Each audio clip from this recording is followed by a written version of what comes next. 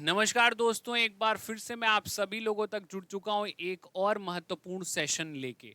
तो सबसे पहले मैं आप सभी लोगों को एक बार वेलकम करता हूँ अपने सेशन में। और आप सभी लोगों के लिए रात 10 बजे हमारी फ्री क्लासेस ऑलवेज अवेलेबल हैं। तो आप सभी रात 10 बजे हमारी फ्री क्लासेस में ज्वाइन होकर क्लासेस ले सकते हैं। आज के सेशन में हम लोग बात करने वाले हैं कि स्टेनो आपके लिए क्यों आसान है। ठीक है, किस तरीके से ये आसान होती है ये आप सभी लोगों को आज के सेशन में हम लोग बताने वाले हैं। तो एक बार जल्दी से सभी दोस्त जो हैं वो सेशन में जुड़ जाएंगे। तो भैया अगर आपने चैनल को सब्सक्राइब नहीं करा तो एक बार चैनल को सब्सक्राइब ज़रूर कर लीजिए, जिसके माध्यम से आप लोगों को चैनल से रिलेटेड सभी अपडेट्स मिल पाए, सभी जानकारियाँ मिल पाए और स्टेनोग्राफी से रिलेटेड सभी आप चीज़ों को समझ पाओ।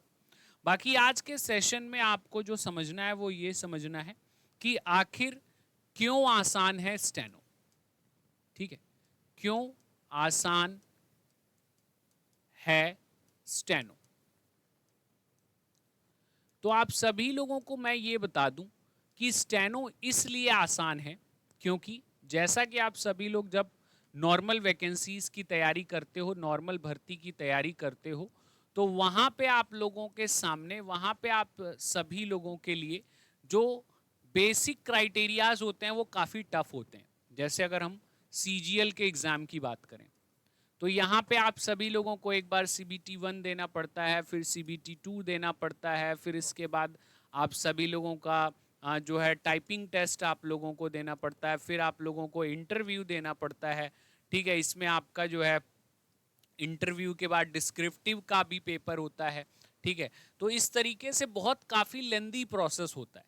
लेकिन जब आप इनके कंपैरिजन में स्टेनो का एग्ज़ाम देने जाते हैं तो स्टेनो के एग्ज़ाम में आपको बेसिकली दो चीज़ें, बस आपको दो लेवल्स में आपका एग्ज़ाम करा दिया जाता है।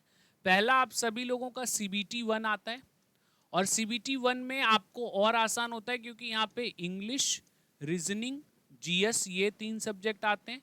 मैथ्स आपकी आती नहीं तो यहाँ पे सबसे बड़ा जो मुश्किल टास्क होता है वो यहीं पे ख़त्म हो जाता है। मैथ्स आती नहीं, इन 3 सब्जेक्ट के बिहाफ पे आप CBT 1 निकाल लेते हो। फिर उसके बाद आपको स्टेनो का स्किल टेस्ट सीखना होता है। जो स्किल टेस्ट आप सभी लोगों का होता है उसको आप अगर पास कर लेते हैं तो आप सभी लोगों को जो है सिलेक्शन मिल जाता है।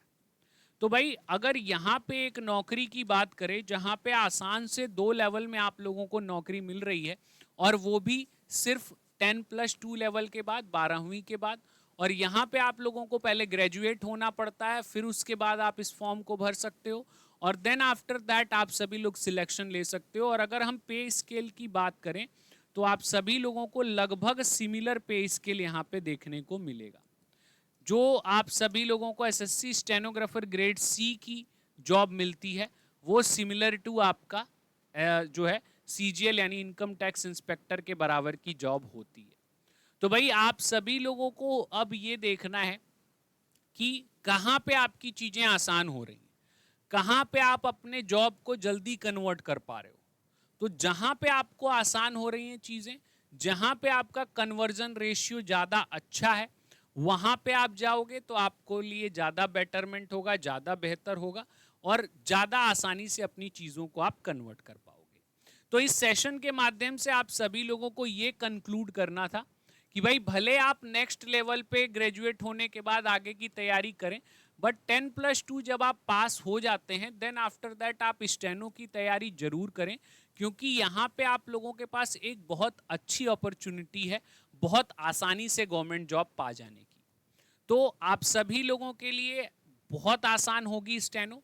बस शुरुआती दौर में थोड़ा सा मेहनत, थोड़ा सा प्रैक्टिस, थोड़ी सी चीज़ों में आपको रिमेम्बरेंस, इन सभी चीज़ों की आवश्यकता पड़ेगी। लगे रहेंगे, बने रहेंगे, आराम से एग्ज़ाम क्लियर कर पाएंगे।